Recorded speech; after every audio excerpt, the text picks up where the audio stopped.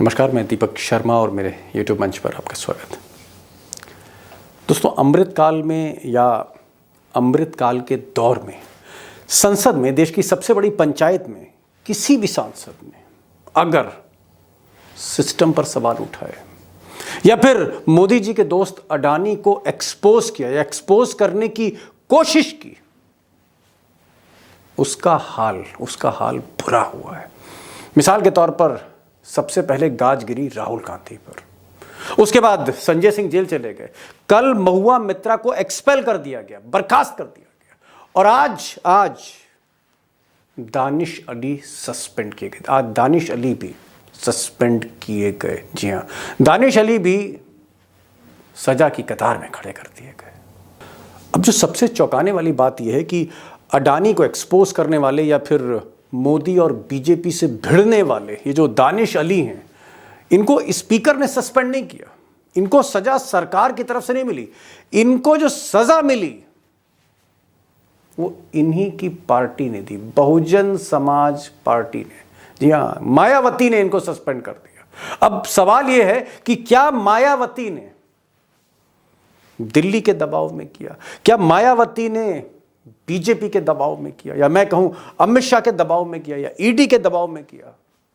सवाल सबसे बड़ा ये, और सवाल यहीं से ये भी है कि क्या बहुत सी रीजनल पार्टियां जो इस देश में हैं, छोटी पार्टियां, क्या उनका रिमोट कंट्रोल उनके नेताओं के पास नहीं है?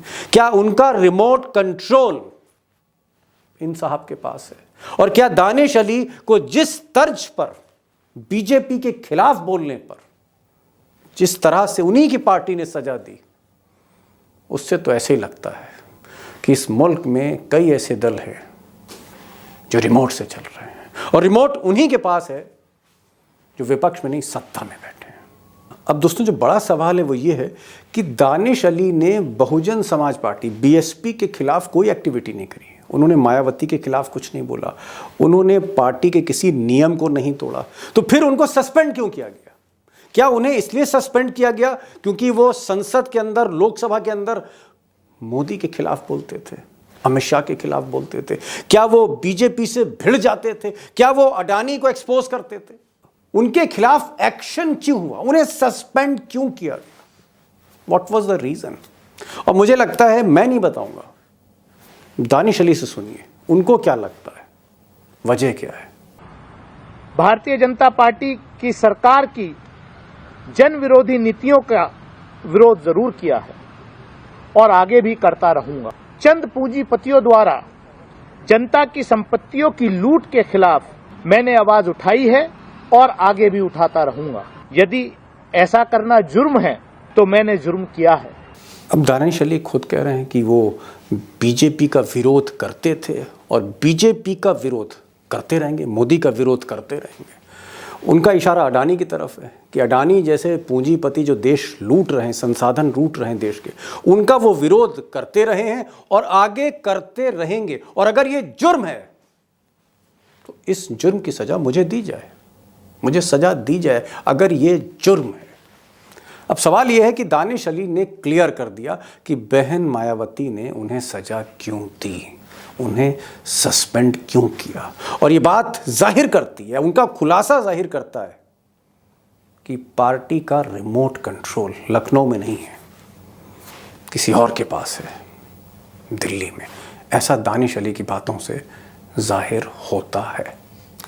अब दोस्तों, दानिश अली कोई मामूली सांसद नहीं, बल्कि इनकी चर्चा दुनिया भर में हुई, खासकर मुस्लिम वर्ल्ड में हुई, मिडिल ईस्ट में हुई, यूएस में हुई, यूरोप में हुई।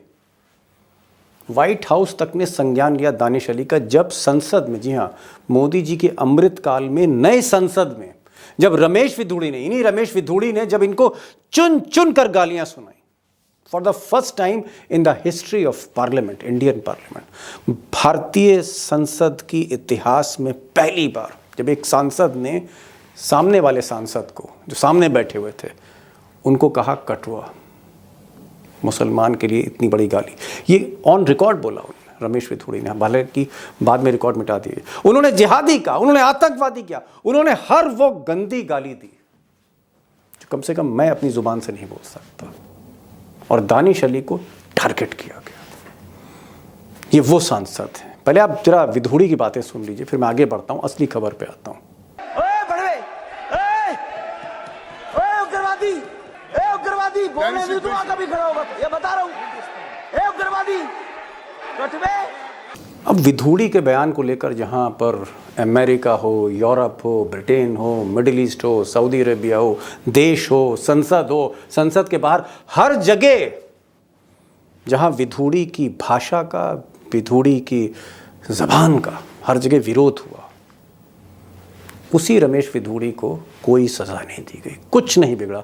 रमेश विधूड़ी आज भी सीना चौड़ा करके संसद में बैठे हैं मोदी जी के साथ, लेकिन जो विक्टिम था, जिसको गालियां दी गई, आज उसको सजा दे दी गई, अमृतकाल।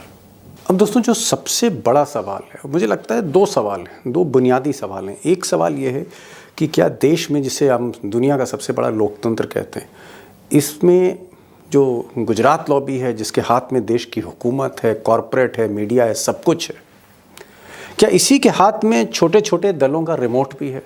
कहीं किसी को ईडी से डराया जा रहा है, कहीं इनकम टैक्स के छापे पड़ रहे हैं, कहीं जेल जाने का डर दिखाया जा रहा है, और इस डर के चलते उन पार्टियों के फैसले क्या गुजरात लॉबी ले रही है? नंबर एक चीज़।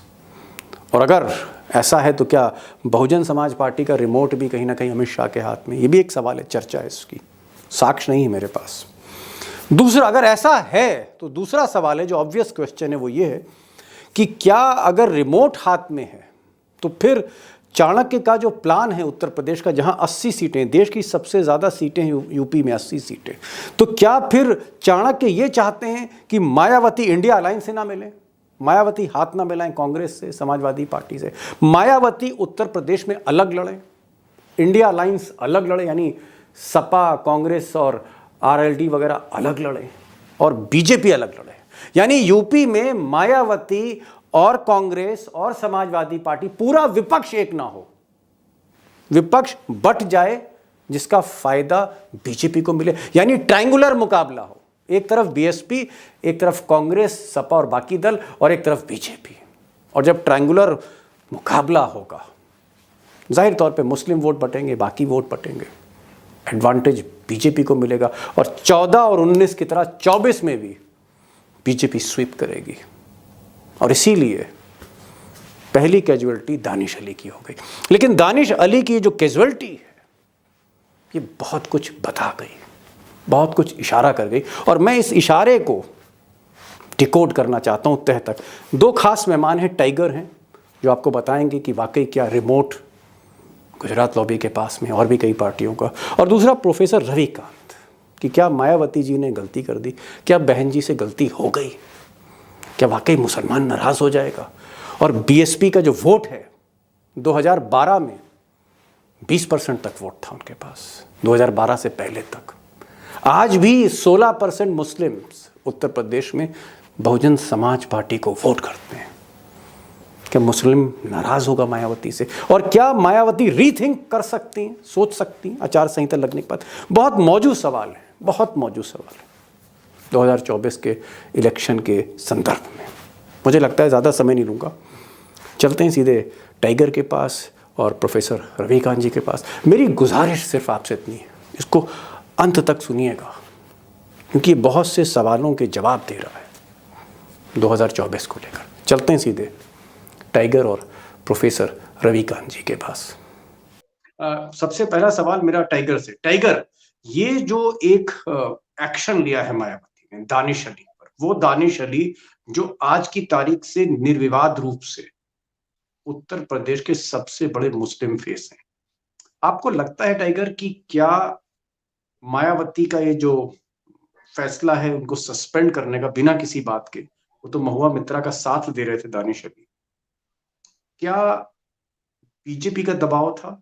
और क्या इस फैसले से जो मैसेज जा रहा है वो ये है कि बहन जी या बहुजन समाज पार्टी एक तरह से बी टीम हो गई है बीजेपी की, जिस तरह से सोशल मीडिया पे खबरें चल रही? दीपक जी, पिछले विधानसभा चुनाव में भी यदि आप माइक्रो लेवल पे डाटा एनालिसिस करें तो 153 सीटें ऐसी है उत्तर प्रदेश में जो भाजपा जीती है, सिर्फ इस वजह से कि बहुजन समाजवादी पार्टी ने करीब वहां वॉकओवर दिया। नहीं तो आज आज भगवा लखनऊ में नहीं होता। कहीं ना कहीं ये आरोप बार बार लगते आ रहे हैं कि मायावती कहीं ईडी के प्रेशर है, एजेंसीज के दबाव में है, और यही कारण है कि वो बीजेपी के सामने कहीं ना कहीं नतमस्तक होते हुए दिखाई देगी।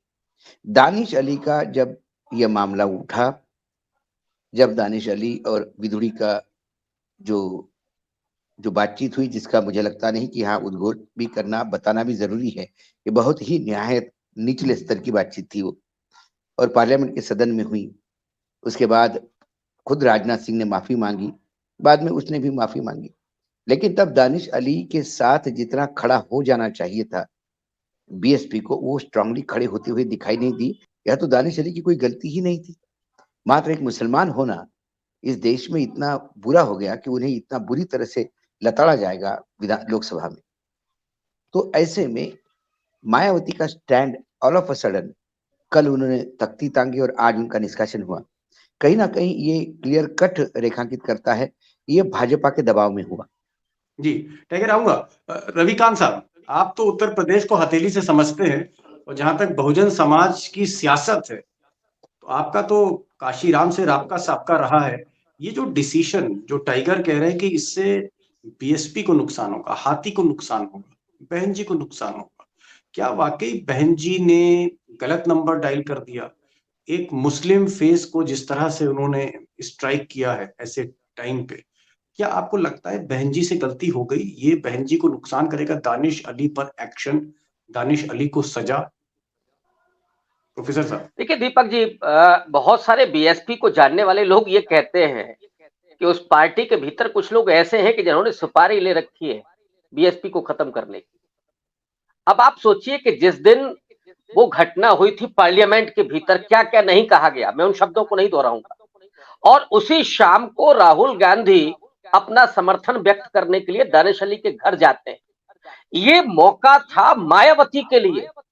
मायावती अगर वहां गई होती तो जो मुस्लिम वोटर उत्तर प्रदेश में समाजवादी पार्टी का रहा है लंबे समय से, और जो इस समय समाजवादी पार्टी से निकलने के लिए कहीं थोड़ा सा बेताब दिखता है, उस पर एक तरह की मोहर लग जाती और वो मायावती के पक्ष में खड़ा हो जाता, क्योंकि बीएसपी से मुसलमानों की कभी दूरी नहीं रही उस तरह की।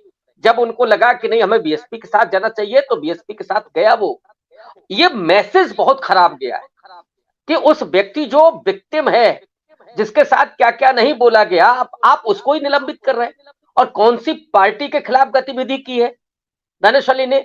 ये जो अवसर था मायावती के लिए, मान लीजिए कि वो नहीं जा पाती तो किसी को भेज सकती थी समर्थन व्यक्त करने के लिए, दानिश अली को अपना दिखाने के लिए। लेकिन ये तो ऐसे लगता है कि जैसे आप बिल्कुल बीएसपी को खत्म करने पर कोई आमादा है और वही सलाह दे रहा है उनको पूरा खत्म करने के लिए तुला हुआ है। बहुत खराब मैसेज गया है, और अब ये इल्जाम लगेगा कि वास्तव में बीएसपी बीजेपी की बी टीम है।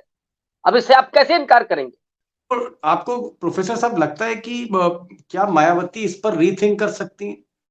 क्योंकि जब इसका इंटरप्रिटेशन होगा जो आप कह रहे हैं कि मायावती एक बी टीम बन गई, आज बीजेपी की बी टीम के रूप में दिख रही हैं, क्योंकि दानिश अली से बीजेपी को प्रॉब्लम थी, महुआ मित्रा से बीजेपी को प्रॉब्लम थी, ये दोनों ही लोग अडानी पे अटैक कर रहे थे। तो क्या ये फैसले पर पुनर्विचार हो सकता है? क्योंकि मायावती का, जहां तक मेरी जानकारी है, मुस्लिम वोट उनके पार्टी का वोट का एक हिस्सा रहा है।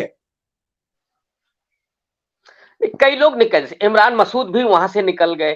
दानिश अली ने जिस तरह से सिंपैथी हासिल की, एक बड़ा चेहरा बनकर के वो उभरे, उस समय एक ट्रम्प कार्ड साबित हो सकते थे बीएसपी के लिए। वो मौका तो उन्होंने गंवा दिया। अब ये जो निलंबन हुआ है, इससे नाराजगी बढ़ेगी मुस्लिम मतदाता की। तो ऐसे में डेफिनेटली मुझे लगता है कि अगर मायावती इस बात को समझेंगी तो पुनर्विचार करेंगी। और मैं तो ये कहता हूं कि पुनर्विचार करना चाहिए कि ये जो निलंबन हुआ है वो जल्दबाजी में हुआ या नासमझी में हुआ, गलत सलाह पर हुआ, उस पर पुनर्विचार मायावती को करना चाहिए। क्योंकि उत्तर प्रदेश में अगर आपको मजबूती के साथ लड़ना है तो बिना मुस्लिम मतदाता के आपका वो वजूद नहीं हो सकता कि आप बीजेपी से टकरा सके, इसमें कोई दो राय नहीं। टाइगर, जो सवाल आपसे है वो ये है कि आपको लगता है कि जो बहन जी मुस्लिम वोट्स पर निर्भर रहती है, और प्रोफेसर साहब तो जानते हैं कि मायावती का जो विनिंग कॉम्बिनेशन रहा है वो दलित, पिछड़ा और मुस्लिम, उसमें एक बहुत बड़ा, आप कह सकते हैं, एक फैक्टर रहा है। हालांकि बाद में उन्होंने सवर्णों को भी जोड़ा इसमें, लेकिन मुस्लिम एक शुरू से आप कह सकते हैं बीएसपी का एक बड़ा वोट बैंक, एक बड़ा चंक रहा है, और सपा बसपा की लड़ाई इसी मुस्लिम वोट बैंक को लेकर रही है। क्या ऐसे में आपको लगता है कि बीजेपी का प्रेशर था, कहीं ना कहीं बीजेपी का दबाव था कि दानिश अली को सबक सिखाओ, कि महुआ मित्रा के साथ हैं, ये अडानी पर हमला करते हैं, बहुत कुछ बोलते, क्या ऐसा तो नहीं है कि, हालांकि हम लोग के पास कोई साक्ष्य नहीं है, कि फोन दिल्ली से गया हो लखनऊ और फिर ये कार्रवाई हुई हो? क्या आपको लगता है कि बहन जी पर बीजेपी का प्रेशर हो सकता है और ये उनको एक दबाव में ये फैसला लेना पड़ा हो? नहीं नहीं, बीए जब बहन जी ने ये तय कर लिया कि वो बीजेपी की बी टीम है, तो वो सब्सिडरी हो गई बीजेपी की। तो आदेश तो हाईकमान से आएगा, तो उसमें तो एक्सेप्ट करना पड़ेगा। तो कोई सजेशन नहीं था, वो आदेश था। देखिए, उत्तर प्रदेश की राजनीति में एमवाय कॉम्बिनेशन हुआ करता था। मुलायम सिंह यादव और मुस्लिम, ये जो एमवाय कॉम्बिनेशन था, उसको पहली बार छेद किया मायावती जी ने एमडी करके, मुस्लिम और दलित। और जो यादवों के प्रकोप से जो लोग पीड़ित थे, जिसमें मुसलमान भी थे, वो सारे लोग मायावती के साथ हो गए। और जब मायावती अपने बलबूते पे सत्ता पे आई उत्तर प्रदेश में, याद कीजिए, उस टाइम पे दलित, मुस्लिम और सवर्णों का जो तड़का लगा, ब्राह्मणों को साथ में कर लिया। और फिर ब्रह्मा विष्णु महेश है, हाथी नहीं गणेश है, ये जो नारे लगे, उसने एब्सोल्युटली मेजोरिटी में अपने बलबूते पे मायावती जी को दिल्ली के जी लखनऊ के सत्ता में बिठाया। टाइगर, यहाँ पर एक ये सवाल, टाइगर यहाँ यहाँ एक बुनियादी सवाल मैं कर रहा हूँ, क्योंकि आप एक राजनीति को एक नेशनल पर्सपेक्टिव में देखते हैं, आप उसके एक राष्ट्रीय धरातल पर देखते हैं राजनीति को, और क्योंकि बात लोकसभा की कर रहे हैं, हम सिर्फ उत्तर प्रदेश स्पेसिफिक बात नहीं कर रहे। क्या जो छोटी छोटी पार्टियां हैं, जिन पर सीबीआई के केसेस हैं या ईडी के केसेस हैं, करप्शन के चार्जेस हैं, क्या इस तरह की पार्टी ए टू जेड, वो चाहे आंध्र प्रदेश की पार्टी हो, उत्तर प्रदेश की हो या किसी और प्रदेश की पार्टी हो, क्या जिन पार्टियों पे, रीजनल पार्टियों पे ईडी और सीबीआई या इनकम टैक्स की तलवार लटकी है, उनका रिमोट अमित शाह के हाथ में? क्या उनका रिमोट मोदी के हाथ में? क्या ये जो रिमोट है ऐसी पार्टियों का, ये चाणक्य के हाथ में है, अमित शाह के हाथ में? देखिए, यदि हम ऊपर से शुरू किए, जम्मू कश्मीर से शुरू कर दें, तो दोनों पार्टियां उनके साथ में नहीं है, प्रकोप जारी है, वहां तो सरकार भी नहीं है। बाकी जगह यदि आप बिहार में आए, तो बिहार में दोनों पार्टियों के ऊपर ईडी का प्रकोप हो रहा है, लेकिन वो मान नहीं रहे, सरेंडर नहीं कर रहे। बंगाल में आइए, वहां पे भी ममता पे भयानक ईडी का प्रकोप है, वो मान नहीं रहे, टसल चल रही है। वो आप उड़ीसा में आइए, उड़ीसा में ईडी का थोड़ा सा प्रेशर है, वो बिल्कुल नरवा कुंजरवा की स्थिति में बैठे हैं, लेकिन बीजेपी की तरफ टिल गई। आप उत्तर प्रदेश में आइए, उत्तर प्रदेश में अखिलेश अभी भी लड़ रहे हैं, लेकिन मायावती सरेंडर है। क्या मायावती जी के ऊपर भ्रष्टाचार के आरोप नहीं है? क्या इसी बीजेपी ने भ्रष्टाचार के आरोप नहीं लगाए? क्या एजेंसियां जांच नहीं कर रही हैं? लेकिन बीएसपी के किसी भी आदमी पे कहीं पे भी आपने किसी रेड या किसी नोटिस का जिक्र सुना है? प्रोफेसर साहब, प्रोफेसर साहब, जिस वक्त विधूड़ी ने हमला किया था दानिश अली पर, उनको आतंकवादी बोला था, और माफ कीजिएगा, उनको बहुत अपशब्द कहते, भड़ुआ वगैरह बोला था, क्योंकि ये सारी चीजें वो पार्लियामेंट में बोली, इसलिए मैं माफी चाहता हूं दोस्तों से, लेकिन इस तरह की भाषा उन्होंने इस्तेमाल की कि ये दानिश अली कटुआ है, ये भड़ुआ है, ये आतंकवादी है, जिहादी, तो चिल्ला चिल्ला के बोल रहे थे और पूरे देश ने सुना, इसलिए मुझे कहना पड़ा, माफी के साथ दोस्तों से। मेरा कहना यह है टाइगर और प्रोफेसर साहब, कि क्या जब राहुल गांधी दानिश अली के आंसू पोंछने गए, क्योंकि मैंने देखा था कि दानिश अली रो रहे थे, कैमरे पर मैंने देखा आंसू छलक आए थे उनके, और जब इन आंसुओं को पोंछने के लिए राहुल गांधी दानिश अली के घर गए और दुनिया ने देखा, तस्वीरें आई, क्या मायावती को बुरा लगा? जी दीपक जी, मुझे लगता है कि वो वाला कारण ज्यादा मौजू है बीएसपी के लिए, राहुल गांधी का जाना। इसलिए मैंने कहा था ना कि ये उनके लिए गोल्डन चांस था अगर मायावती चली गई होती या सतीश मिश्रा गए होते या कोई और बीएसपी का लीडर, उनके भतीजे अगर चले गए होते, तो एक बड़ा मैसेज जाता पूरे मुस्लिम समाज में ही नहीं, बल्कि जो सेकुलरिज्म को पसंद करने वाले लोग हैं, जिन्हें इन शब्दों को लेकर के चिंता हुई कि पार्लियामेंट में क्या हो रहा है, वो सब मायावती की सराहना करते। टाइगर, लास्ट क्वेश्चन, ये जो एक्शन लिया है, क्योंकि ये चीज ठीक है कि दानिश अली वर्सेस बीजेपी था, दानिश अली वर्सेस अडानी था, अडानी पर भी बोलते हैं वो, दानिश अली महुआ मित्रा के साथ भी गए, उनकी रमेश विथूड़ी से भी झगड़ा हुआ। मेरा क्वेश्चन ये कि ये जो अगर बसपा पर दबाव है अमित शाह का या मोदी का, क्या ये दबाव इसलिए है कि आप उत्तर प्रदेश में लोकसभा का जब चुनाव होगा, आप इंडिया अलायंस के साथ नहीं जाएंगी, आप भतीजे से हाथ नहीं मिलाएंगी, आप कांग्रेस के साथ नहीं जाएंगी, आप अकेले चुनाव लड़ेंगी? क्या ये मैसेज आपको दिख रहा है, ये जो फैसला हुआ है कि कहीं ना कहीं बीएसपी जो है वो बीजेपी के कहना मानेगी और इंडिया अलायंस में नहीं जाएगी? चुनाव त्रिकोणीय होगा जिसमें मुस्लिम बटे, दलित बटे बिल्कुल। और तमाम वोट बटे। एडवांटेज उसने बीजेपी हो उत्तर भाई प्रदेश में जहां 80 सीटें हैं। दीपक भाई, एक बात बड़ा क्लियर कट है, मैंने आपको पहले ही कहा, यदि आप बीजेपी की सब्सिडरी है, एक एक्सटेंशन काउंटर है या बी टीम है, तो आपको आदेश वहां से मानना पड़ेगा।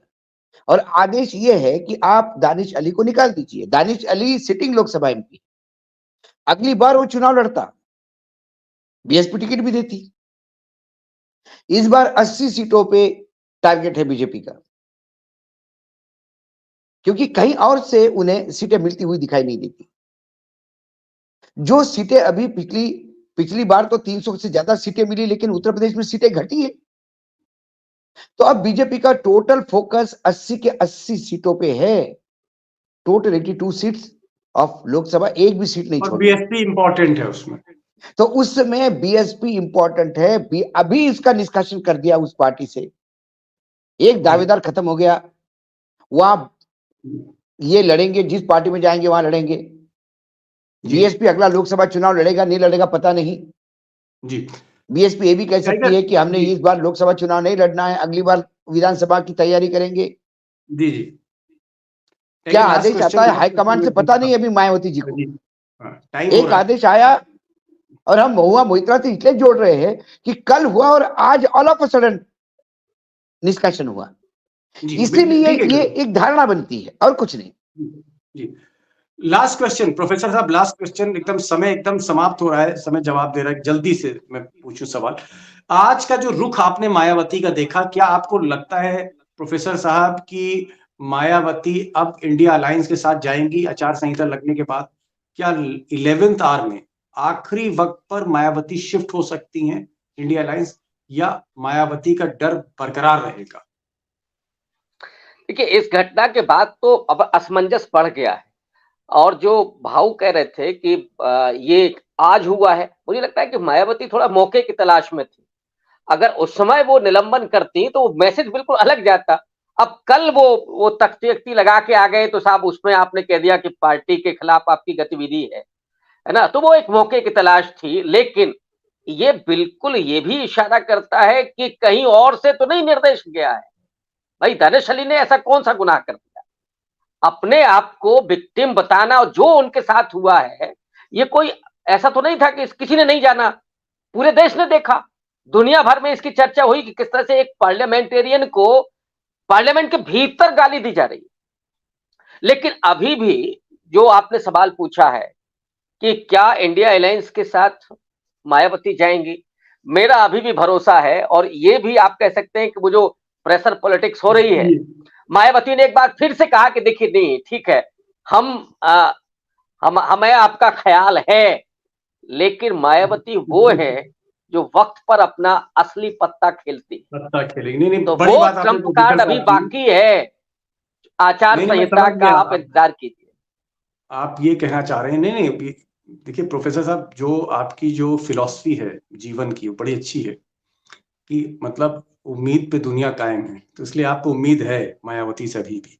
और आपने एक बड़ी बात की कि मायावती ने अभी पत्ते नहीं खोले, अभी तो वो मोदी और शाह को गुड ह्यूमर में रख रही है कि भाई अभी अभी हम आपके साथ हैं। हम पर भरोसा करिए। ये भरोसा तभी टूटेगा जब मायावती को लगेगा कि इंडिया अलायंस कुछ कर सकती है, और उत्तर प्रदेश में अगर मोदी को रोका गया तो मोदी को दिल्ली में प्रधानमंत्री तीसरी बार बनने से रोका जा सकता है। तो वो मायावती को डिसाइड करना पड़ेगा। लेकिन आप ऑप्टिमिस्टिक हैं, आप आशावादी हैं, ये बड़ी बात है। टाइगर, एक आखिरी सेंटेंस आपसे चाहता हूं। डॉक्टर साहब कह रहे हैं कि वो उनको भी आशा है, उम्मीद है कि मायावती असली पत्ता आचार संहिता के बाद ही खोलेंगी। उम्मीद तो मुझे भी है दीपक भाई, लेकिन उसका कारण एक है कि मायावती खुद से बीजेपी के साथ नहीं है, वो गन पॉइंट पे है। और मैं बार बार कहता हूं, गन पॉइंट पे जो लोग हैं, अजित पवार भी भाग जाए तो कोई बता नहीं सकते, एकनाथ शिंदे भी फिर कहे कि गलती हो गई उद्धव जी, तो कोई बता नहीं सकते। समाज की बड़ी बात आपने कही। राजनीति में गन पॉइंट वाले लोग कभी साथ देते ही नहीं, वो तो इंतजार करते कि आपके कारतूस बड़ी का बात आपने कही रिवॉल्वर से निकल जाए। अगर गुजरात लॉबी ने माथे पर बंदूक रखी है तो इस बंदूक जब तक है, सरकार है, जब तक आचार संहिता नहीं लगी है तब तक बंदूक का असर है। आचार संहिता लगी और बंदूक हटी, और जैसे ही बंदूक हटी तब हमें देखना होगा कि मायावती असली पत्ता क्या खेलती हैं आफ्टर कोड ऑफ कंडक्ट। और ये बहुत ऑप्टिमिस्टिक बात पर मैं एंड कर रहा हूं कि आज मेरे जो दोनों एक्सपर्ट, प्रोफेसर रविकांत और टाइगर, दोनों को ऐसा लगता है कि भले ही आज की तारीख में मायावती झुक गई हो बीजेपी के आगे, चाणक्य के आगे, लेकिन आखिरी वक्त पर वो पत्ता खोल के इसी गुजरात लॉबी को वो सख्ते में डाल सकती। आप दोनों आए और दोनों ने खुलकर बात करी और एक सही पर्सपेक्टिव दिया। आप दोनों का बहुत बहुत आभार अपने दोस्तों की तरफ से। Thank you so much sir.